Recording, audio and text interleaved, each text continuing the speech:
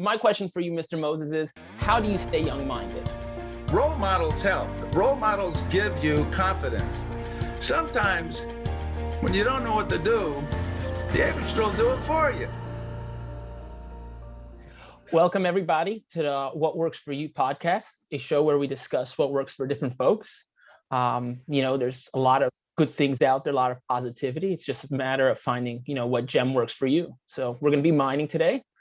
And today our special guest is Mr. Moses, a good friend of mine, a person I look up to a lot. He's 70-something, and yet one of the youngest minded people I know, constantly interested in new things, interested in new ideas. Always asking people, what are you thinking about? What are you working on? In fact, he's also constantly starting new adventures. I think you just started school again, if I'm correct. Yes. You actually just graduated, right? Well, I graduated with last May. It took me 3.5 years with a degree in commercial art, drawing, painting, and illustration. I've been teaching over 50 years, and I think I'll change careers. However, in the meantime, I'm teaching at the Kingston Lubavitch Girls School. I'm teaching at the Mesivta. I'm teaching kids online, and I started my art career. Oh, wow. Wow, that's a lot. That's a lot going on. And how long you're teaching in the girls' school and in the Mesivta? The Mesivta is a high school. Well, and I was also teaching in Uri Perlman's base Menachem in Wilkes-Barre. So I was there 4 years. He's moved on to the Poconos. Mm-hmm. I've been teaching at the Mesivta for 2 years, which is up the street. And the girls' high school just started. So I've been teaching there, Baruch Hashem, since September. Nice. And I'm saying, what were you doing before this? Where were you teaching before this? Oh, well, actually, where I went to college, they asked me to teach there also. So I was teaching at the same time I was taking classes. Oh, wow. In the same school? You were taking classes and teaching? 10 years I taught at Baltimore City Community College. If you want the whole story, I taught at Kingsborough College, Sheepshead Bay, the New York Public School System twice, University of Cincinnati, Northern Kentucky University, Southern Ohio College, and Brooklyn College. Oh, wow. You got a lot to show for yourself. Nice. Well, okay. I lived a long time. Yes. Baruch Hashem. So actually, it's the subject today is about being young-minded, being curious, and positive in life. So my question for you, Mr. Moses, is how do you stay young-minded? Well, I have quite a few opinions on that, but I'll start with continue your education. And whether it's at Hadar Torah or by Chavrusa, or whether you're doing it online, the hot tip is this. If you're interested in a college degree, past 70 years old, the tuition's free. Didn't cost me a dime. Oh, wow. Score. Yeah. In fact, one story regarding going back to college. Every class I went into, you could hear an audible groan from the students and even the teacher. Oh, no, what's he doing here? By the time the semester was over, they were asking me, what should we study on the exam? Oh, wow. This is the students. Yeah, the other students. And the end result was I ended up with a 4.0 summa cum laude and top of my class. I had fun. Nice. Yeah. Nice. Wow. And so I'm thinking it was, they were, what do you think bothered them about you being in the class? Was it you showing up with the full garb, or meaning your age? Both. Not only my age, but the white beard and the Lubavitch hat and the tzitzis. I'm in rural Pennsylvania. It was not a warm welcome, but eventually it became a warm welcome.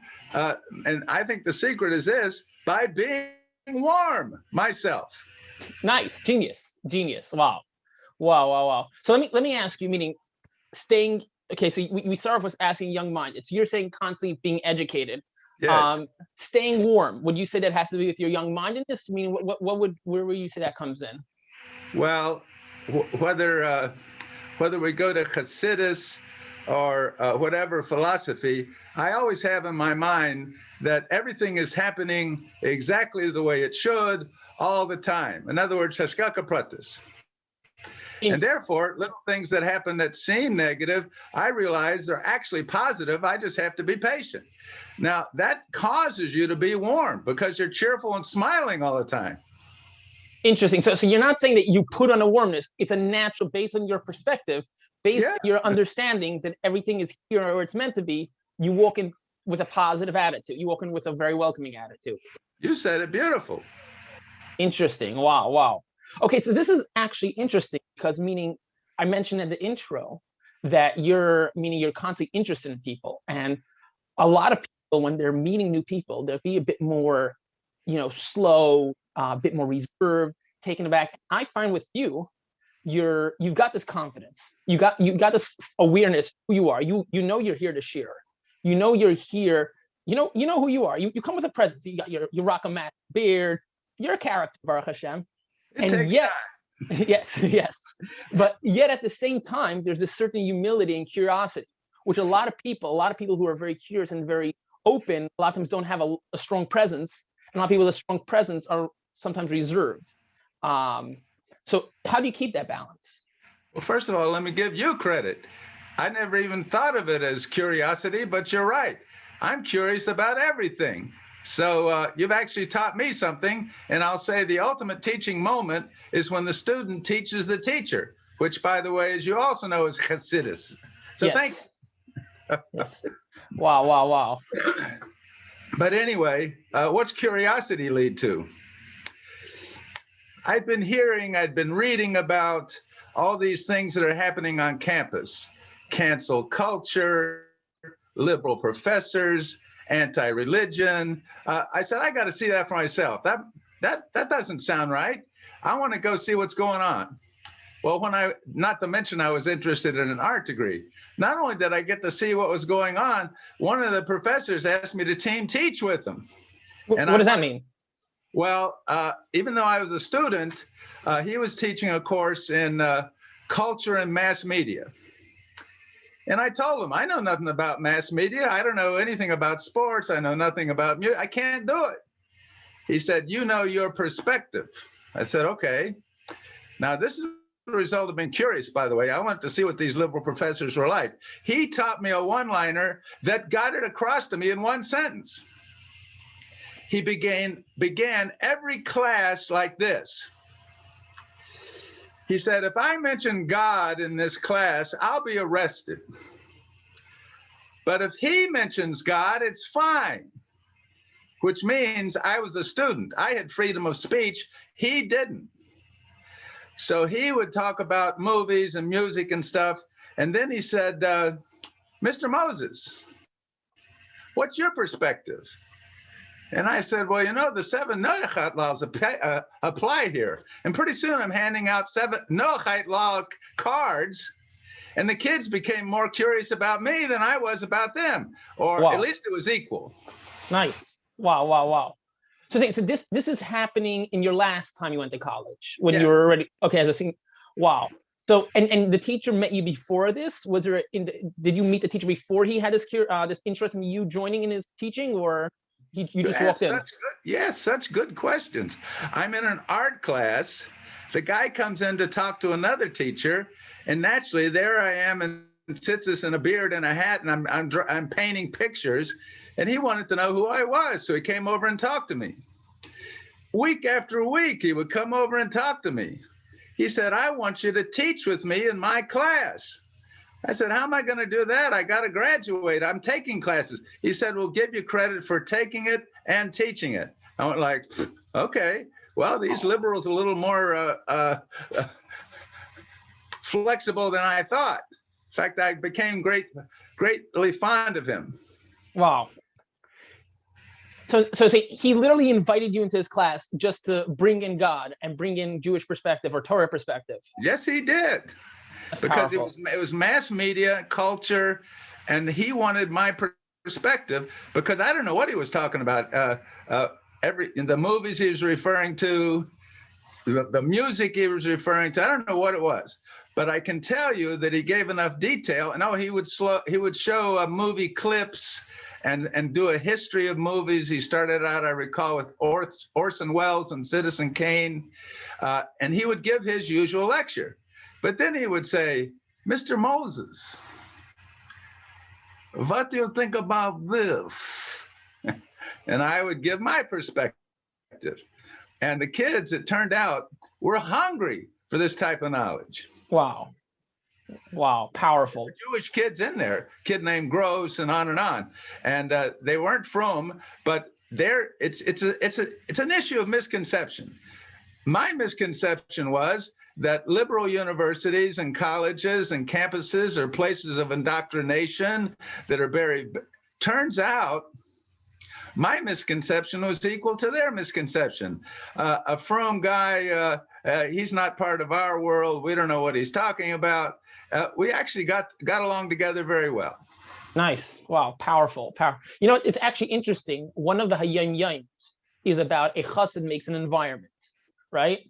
And it sounds like meaning you lived up to that. You walked into an area, and first of all your whole look gave an atmosphere. And also, as you said, since you have the Hasidic perspective of everything's from Hashem, everything's from God, you also gave a warm atmosphere. You created literally you were creating the atmosphere, and automatically that invited people to ask, which people are curious, people want to know, people are interested, and you brought that to their table. So that's really powerful that you were able to do that. Not only that, kids would visit me that were not in her class. I remember an Israeli girl came over and told me how she ended up in Pennsylvania because her father brought her here. And I asked her if she lit Shabbos candles. And so kids who were not Jewish said, "What are Shabbos candles?"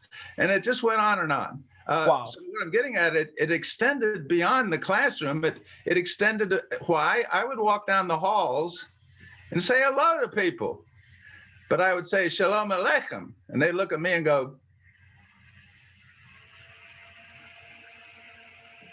and I'd strike up a conversation. Wow. Oh, you got to hear this story. This is a Jewish kid. I hate to mention it's in the bathroom, but that's where it happened. I'm in the bathroom. The Jewish kid's looking in the mirror, and he's adjusting his yarmulke. I said, "I don't remember you wearing a yarmulke." He said, "You wear a yarmulke? I'm going to wear a yarmulke." I said, Wow. "Why are you doing it?" He said, "I decided to stop being ashamed of my Judaism." Wow. And I said, "Tov." So we would schmooze a little bit every day. And, I don't want to give people's names because I don't have permission. But it turned out Rabbi Tzvi Perlman, who's been here for like 45 years, he knew the family. There's the kid in college. And now by the way, he didn't just put on a kippah. He put on one of these big white Breslov kippahs with all the Hebrew letters around it. It was giant size. It was knitted. I mean, he went from nothing to super Jew.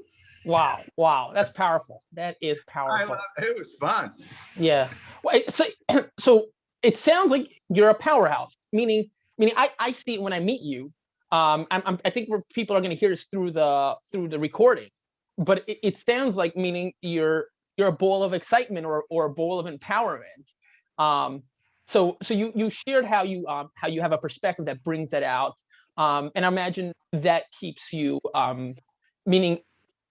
How's that line in with the idea of meaning? So you're walking with everything you said with excitement because it's all from God, and therefore it's all a gift. If you want to, if God is good, then it's all a gift. It's all constantly waiting for the goodness to come out. The question is how. So Yeah, couldn't agree more. So a lot of people might struggle with inner things, how to stay confident, even though you know it's all from Hashem, you know it's all going to be good. But for meaning, I want to actually ask you, how do you greet strangers? You have such excitement when you greet strangers. How do you have such confidence it's going to have a good conversation? It's going to turn out good. A lot of people are very scared to I've spoken to somebody and he said, people are like dogs. They want to be friendly. Just dogs don't get hurt by an insult. And human beings are scared of insults. So they have to limit their excitement when they see somebody. They have to, put some gvura, some restraint. Say, you know what, I'm not going to show up with my full excitement. But yet you have this presence, show people with with a real openness. Like you're really ready to hear, and you're also really ready to share. It's a very beautiful mix. Well, it's a beautiful question. I really enjoy your questions. Like, where do you get the confidence? I'm going to start with 30 years ago. I met Rabbi Sholem Ber Kalmanson in Cincinnati, and he had a lot of confidence. He was putting up a menorah on Fountain Square. The city said no. The state government said no. He brought in Nate Lewin. Everybody said no, and he made it happen. It was on the front page of USA Today, CNN. I was thinking, now that's what I call a rabbi. So role models help. Role models give you confidence because you see them doing it. You think you can do it. And I don't know if I could call it confidence or not, because I get very nervous about everything when I challenge somebody. So I got to tell you this story, and I'm going to just the briefest highlights. I take this class called Life Drawing. It was required for my degree in commercial drawing and illustration. Could not graduate without it. I walk into class, I thought it was still life drawing. Draw a picture of a vase or a flower or a pen. No, they're going to use people, live models. You're going to draw. Well, I assumed, and I wasn't sure, but these people might not always be SNEAs. So I went up to the professor and I said, I have to quit. And I need you to sign my withdrawal papers so that it's official. He said, what's wrong? I said, well, I can't draw people. That's not going to happen.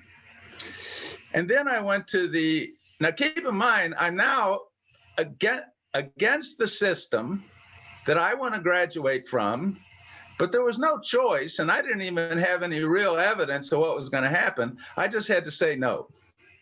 So go ahead. So you're saying part of graduating art school, you had to take this class? Had to take it. Okay. So I went to see the department. Yes. And you're saying you refuse to take it and you don't know what's going to happen? I don't know what's going to happen. Okay. So I went to see the head of the department the next day, and I explained to him, I can't take this class, and it should not be required. But I said, I got a message for you. Nobody should have to take this class. This class should not be required. Fine, you want it as an option? Fine with me, but not a requirement. He said, well, all the best art schools have classes like this. He said, it started out in France in the 18th century. He gave me this whole thing about French salons and so forth. And I said, yeah, really? I talked to some of the people who are models. You pay them $15 an hour. They only make $8 an hour in the pizza joint. So they teach in they model for 3 hours. So they make 3 times 15 money. They make $45. But they don't want to do it either. They want the $45. They said, you're exploiting young people. I started challenging him with implied legal language. He said, I'll bring it up at a faculty meeting. I'll jump to the conclusion. And again, I didn't see it personally. I wasn't at the faculty meeting. I can't say why it happened, but they dropped the course from the curriculum and the teacher resigned. Oh, wow. That's powerful. I wasn't there. For all I know, they put it back in by the time I graduated, God forbid. But all I'm trying to say is when it comes to confidence, you not only hold your ground, you get aggressive. Wow. I love how you get involved. Yeah. Wow. So you're saying, Kate, you start off saying, first of all, this is a crazy, powerful story. The fact that you could change a curriculum in a college. You're just and you were teaching in this college or no? No. Well, when I was doing the team teaching, I was a student, but they wanted me to teach, and they couldn't do, or to make a long story short, I did teaching, but they weren't paying me. So I was not an official teacher, which gave me, by the way, freedom of speech. They can't fire me. They haven't hired me. Exactly. So so you're saying you challenged the college you were in. Yes, I did. Not knowing what's going to happen. You don't know if you're going to. My graduation, I was a little concerned. Yes, exactly. And you went to college. You mentioned first of all, because you wanted to switch your career to art, and you want to Yeah, make, yeah. in other words, you've been drawing for a long time, have you? Oh, yeah, 25, 30 years. Okay, and you're going to, you went to college with the purpose of, what was your purpose again? Well, just like a dentist has his credentials on the wall or a lawyer, to sell my art, I thought it would be helpful that I had a degree in art, especially commercial art. Exactly. So you're going for this degree, Yeah. and what happens is, inside middle of the degree, something that goes against your moral is up there, and you said, I'm ready to cancel, I'm ready to back out, which meaning I did not need this degree, but I was going for a specific reason, and I'm willing to back out. And not only, like, 1 second, it's not only about me. This is, morals are across the board. It's not, oh, until 18 you need morals, and after 18 you're allowed to drop your, no, you felt like morals are an important factor in life, and you stood up to that's powerful. And not only it's powerful, you stood up, you changed the college. I think that's a miracle. I think you ask anybody to change a college, and forget about to change a college, to change a curriculum, the system in college. Like, it's not like you change an environment, which you explain. You changed the system. That, whoo. Well, let me emphasize, my first goal was I get to graduate. So he said, I'm going to write you a waiver based on religion. You won't have to take it. Mm-hmm. My second goal was, and it was not as crusading as it sounds, but what I told him was, this isn't right for anybody. Nobody should have to take this. And I was simply standing up for the fact that I was trying to protect all those young boys and girls. I mean, they're 19 and 20 years old, but I thought they were being exploited. That actually made me mad. I said, quit paying them. Oh, by the way, they were not thrilled. I forgot this point. The girl, the students who were making the money, they weren't so thrilled with the fact that I managed to. Oh, wow. Oh, my. But I don't care. Why do I say I don't care? I don't think they even knew they were being exploited. That what they wanted the money, which, by the way, you can't blame them for that. For the college environment, they needed. And I wasn't even after getting them to cancel it. All I said was, it's not right for anybody, not just me. But I got what I wanted. They wrote me the religious waiver. I got full 3 hours credit for the course, even though I didn't take it. It went on my transcript as an A. I maintained my 4.0. I was happy, but I wasn't happy for them. I didn't like it. So I got aggressive. Wow. Okay, so the reason we brought this story in, we said that we brought up your confidence, and we asked, and you actually said that I'm actually not always confident, but what I do is I step in, I take a step further when my insides are, turning, I got, this feeling of, fight or flight, or even if it's not, it's less, it sounds like, so it doesn't sound like it was that intense for you, but maybe it was, but you said you stepped in. There's right now a certain feeling of caution. Caution is a healthy feeling, and you said, "Okay, what am I being? Oh, I'm attacking.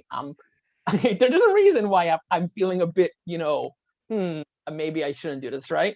And yet you said, "Okay," and therefore remind myself what I'm doing.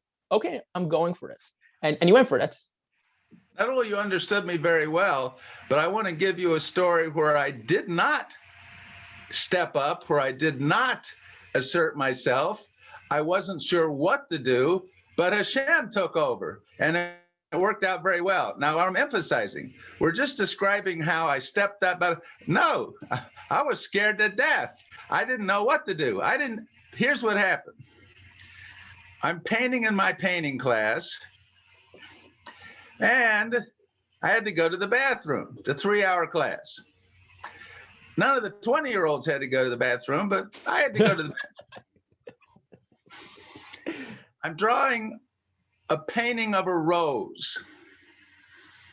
I get back, somebody's drawn a swastika, a black swastika, across my rose. I'm stunned. I'm thinking, who did that? But I'm also thinking, do I tell the teacher? What's the teacher gonna do? Do I call the police? Make a big balagan? I don't know what to do. I'm still thinking. I remember this kid who was yesterday loudly discussing with another kid in that class, the Holocaust never happened. Wow. Now, I'm sure it was loud for my benefit. I didn't say anything then either. God forbid. Now, I'm thinking, who is that kid? Wait a minute, he's painting right next to me. Ooh. And since he's next to me, I can see his neck. He's got 2 lightning bolts tattooed on his neck. Now, I know that's representative of not good news for Jews. So I'm putting 1 and 1 together. I got a swastika across my rose. I got the kid who denied the Holocaust, but that's not proof. I can't call the police on that. I don't want to. And the poor teacher, what's he going to do? So I'm thinking, what am I going to do? First of all, I continue painting, and I turn the swastika into stems for more beautiful roses, and it disappeared into my bouquet of beautiful roses. Oh, wow. But while I'm painting, I look at the kid and I say, wow, you have amazing talent. I wish I could paint half that good. That's the best painting in the whole class. I'm saying this loud. I didn't know you were that great. You are awesome. Now, what am I after? I'm trying to provoke him. That's going to provoke. Yeah, this would provoke him. At least I was thinking. He didn't provoke. Class was over. I went home. I didn't assert myself. I wasn't aggressive. I didn't know what to do. But in the next class, my phone starts beeping. Everybody's phone starts beeping. Beep, beep, beep, beep, beep, beep. I looked at my phone, shelter in place. Which means? I asked the teacher, what? What? Said, stay where you are. I said, what's the problem? We don't know the problem. I later found out the problem was in the parking lot, a kid had opened up his trunk and people had seen weapons in the trunk, a whole pile of weapons. They called campus security. Campus security came and arrested the kid. I don't know who it is. All I heard was that was the beep, beep, beep. The next day when I go back to my painting class, the kid, I never see him again. Wow. So what I'm getting at is sometimes when you don't know what to do, the Abishter will do it for you. Wow. Yes. I didn't have a plan. Kid's gone. Never saw him again. Oh, first off, that's scary because I'm saying first it's a miracle. You might have to do the bracha of thanking Hashem for a gaimel. Maybe that's something to think about. I don't Asuda Hada. I didn't do it, but that's a good idea. And wow. So once again, you showed confidence. It wasn't that you like backed up and left. You were thoughtful. You were mindful. You used your mind. You said, right now, I have nothing against him. He's got a tattoo with lightning bolts that show something. He's purposely spoke louder about the Holocaust, which once again, you can't say for sure, but based on the swastika and based on the lightning bolts, I'm saying it's I'm saying, but you stayed in there, and I'm sure there was stuff going on inside you. I meant someone who has guts to drop a swastika on your painting. That's meant me first of all. Swastika. Secondly, your painting. Third of all, in front of a whole class. I'm saying there's a lot going on here. Wow, you have a lot of life experience. Well, I tell my students, Kanai Nahara, by the time you're 74, I hope you have a lot of life experience. Otherwise, you weren't doing nothing. But by the way, let me, as a footnote, I never told the college about this story at all. I told my wife, but I just let it go. Why? The kid's gone. Nobody needs to know about the swastika. And again, it reminded me of Rabbi Schollenberg Kalmanson. In Cincinnati, I found a package under the menorah in the morning. I called Kalmanson. I said, what should I do? He said, well, first of all, we want the city to want us to be there. I said, but I didn't put that package there. And I said, by the way, there are fresh pig parts wrapped around the menorah with a wire. What should I do? He said, cut off the pig parts and throw them in the garbage. I said, okay. But what should I do? He said, okay, call the police. What I found out was that the guys on Fountain Square that looked like homeless people were actually policemen who were in, what do you call that, plain clothes. A policeman came over on a horse, and everybody's looking at the package under the menorah. And since I'd lived on kibbutz, I knew in Israel, you don't just leave a package.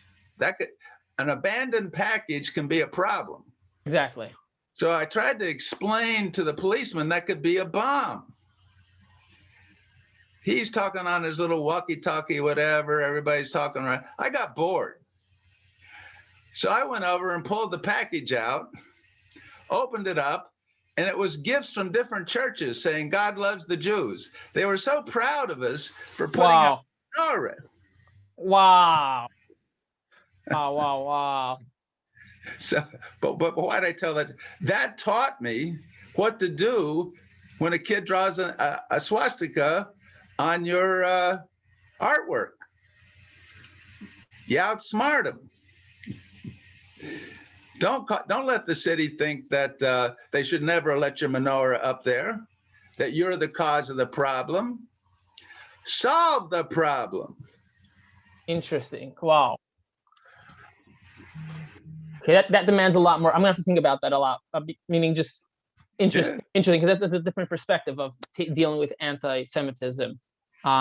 Interesting. I want to get back to that, but I want to stick with what right now we're dealing with. Okay. So we spoke about how do you stay young. We got into being constantly educating yourself. We spoke about being warm, but when you said the warm not necessarily is a thing you fight for or you push for. It's actually your perspective creates warmness.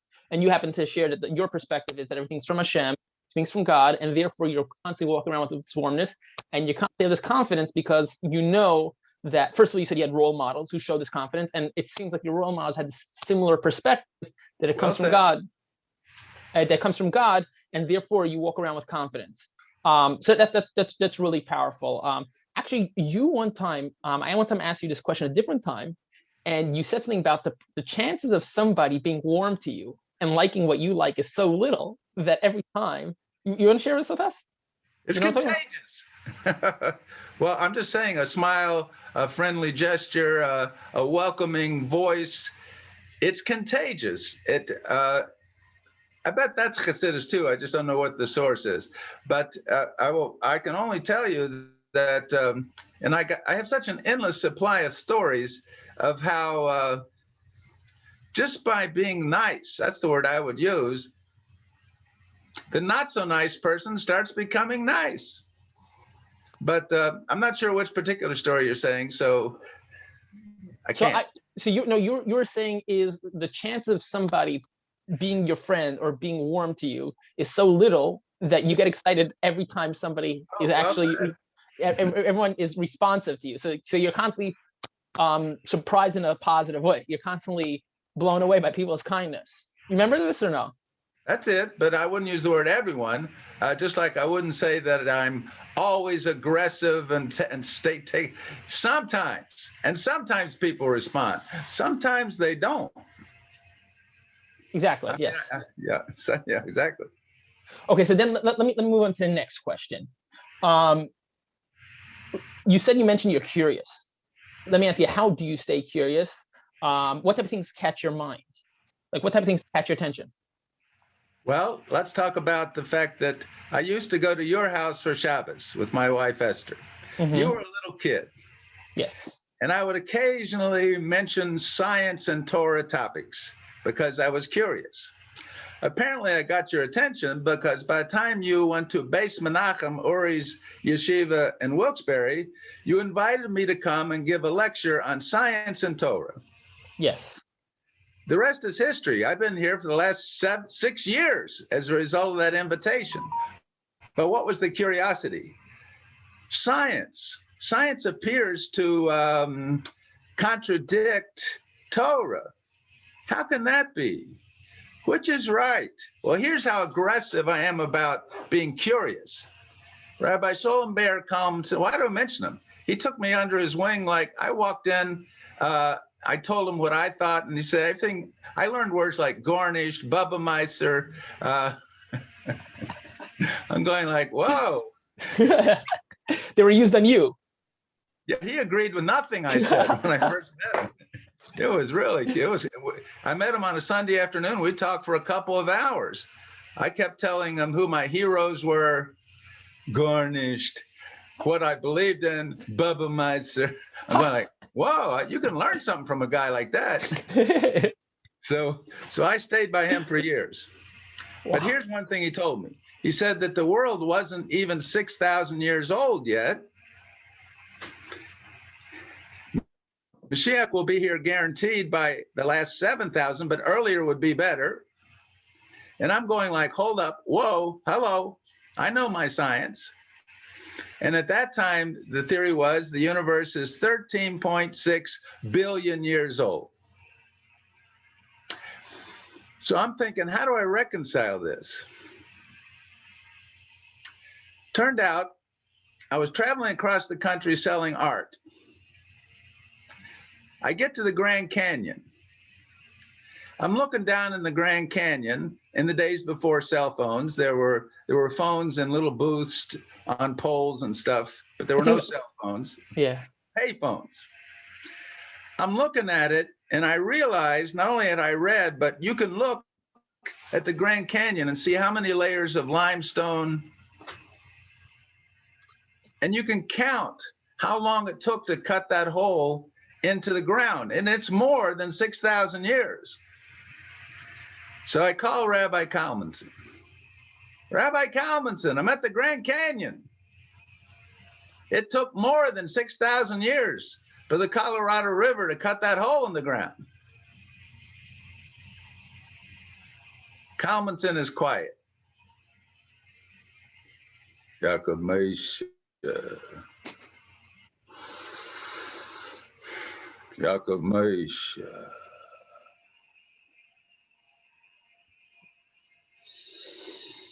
He gave me the best answer. I beat all the science I had ever heard. He said, Yaakov Meish, the mistake the scientists are making is they think the Colorado River was cut from the top down.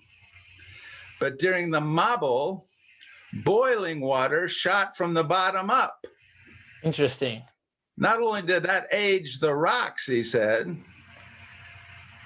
but as it blew it up, it didn't take billions of years. It took an explosion of the Mabul, the hot water from the core of the earth, blowing through the mantle. And I'm going like, this guy knows more scientists than my university professors. Not only that, he's smarter than they are. Well, like, what? I found it 100% convincing argument. Now, for years, including right now, I've followed questions like the Shamir worm, eagles carrying their young on their back. I'm very curious. How do you reconcile science and Torah? I've given lectures at Rabbi Majeski, 2 lectures, I think, at Rabbi Majeski's Machon Hana. I've given talks from Montreal to Florida to Baltimore. And the Bachram that I talk to, or sometimes the Shabbos audience that I talk to, all have the same position. There's no way that I can reconcile science and Torah. And by the time I'm done, we're reconciled. What's going on is science is getting better. In other words, when science was stupid, you couldn't. But science is getting so sophisticated. I'll give you a current theory I have, and then, in other words, I'm talking about my curiosity. We know from Chazal that when Mashiach comes, those that are buried in the ground will go through tunnels to Eretz Israel to emerge for Tiach Samesim and meet Mashiach. Yeah. I'm thinking, no way. Granite rock under the ocean? I don't think so. How am I going to reconcile this? Most recently, and the Pentagon and the US military are very interested, we have successfully teleported information from one computer to another without the internet, we deconstructed the information into its molecules, and through tunnels of light, if you want to call it, We teleported the information to the other computer, and it Oh, appears on the screen. Now, my point is, the Pentagon is interested because there's no way you can hack that. The information is here, it reappeared over there. But that's not what I'm thinking. I'm thinking maybe the sages couldn't say teleportation tunnels of light because nobody know what they're talking about. So they just said, you're going to go through tunnels. They didn't say granite tunnels. I'm thinking maybe we all go to Eretz Israel teleportation, Star Wars style, nice. deconstruct and reconstruct in Jerusalem. There were no granite tunnel. Now, I'm not remotely saying I'm right. Similarly, I don't say I'm right about eagles. Actually, I do say this. I went to a zoo in Bronx, and they said there's no way eagles carry their young on their back. And then I went to Washington, D.C., where I found out that's how they train their little baby eagles to fly. Yes, they do carry them on the back. In other words, I never stop at an answer because I know the answer is there, but I'm too curious. I can't stop. I have to find out. Interesting. So let me just, it sounds to me that you, first of all, appreciate a good question. It sounds to me that also you have approaching with, instead of saying that something is wrong, you're okay with saying, listen, the Torah is right. You've discovered something. Let's figure out how to make this work. Let's figure out how to reconcile this, because it doesn't have to be disproving. It means we're missing information. Torah is coming with a higher perspective. And the question is, did we discover yet that? Did we discover that yet? Are we able to see it? Do we have even the tools to observe such behavior? And if so, let's continue asking. If we don't have it, then we'll stay curious. And so in other words, it sounds like you're allowing good, strong questions to appear, but it's not freezing you. It's not shutting it down. You still have your strong emunah, your strong belief, your strong faith. And your question is okay, questions are here to help me grow. Questions are here to help me mine. Now, if there's a strong question, let's appreciate it. Let's approach this idea and let's knock them together until we figure out. But you're not being apologetic. You're not saying, oh, let's make up new stuff. You're saying is, let's see how this could work, and staying curious. That's interesting. Am I correct? Well, thank you. Not only 100% accurate as usual, but I will point out that when I tell these stories, and especially in my lectures, I never once say I'm right. I'm just said, could be, maybe this is the explanation. Maybe this could be right. Instead of rejecting the fact that the Torah position on tunnels is wrong, or instead of rejecting the position that the science is, everybody's right. Maybe. I didn't once say I proved it. I just said teleportation might be what they meant by tunnels. I don't know, but I'm too curious not to try to figure it out. Interesting.